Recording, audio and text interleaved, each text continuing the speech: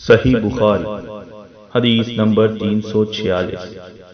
ابو موسیٰ نے پوچھا کہ ابو عبد الرحمن، آپ کا کیا خیال ہے کہ اگر کسی کو غسل کی حاجت ہو اور پانی نہ ملے تو وہ کیا کرے؟ عبداللہ نے فرمایا کہ اسے نماز نہ پڑھنی چاہیے جب تک اسے پانی نہ مل جائے۔ ابو موسیٰ نے کہا کہ پھر عمار کی اس روایت کا کیا ہوگا، جبکہ نبی کریم صلی اللہ علیہ وسلم نے ان سے کہا تھا کہ تمہیں صرف ہاتھ اور منہ کا تیمم کافی تھا۔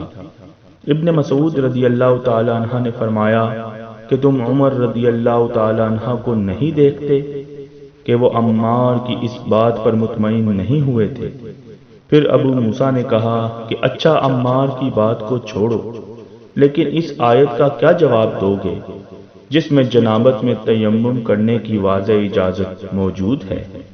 عبداللہ بن مسعود رضی اللہ تعالی عنہ اس کا کوئی جواب نہ دے سکے، صرف یہ کہا کہ اگر ہم اس کی بھی لوگوں کو اجازت دے دیں تو ان کا حال یہ ہو جائے گا کہ اگر کسی کو پانی ٹھنڈا معلوم ہوا تو اسے چھوڑ دیا کرے گا اور تیمم کر لیا کرے گا۔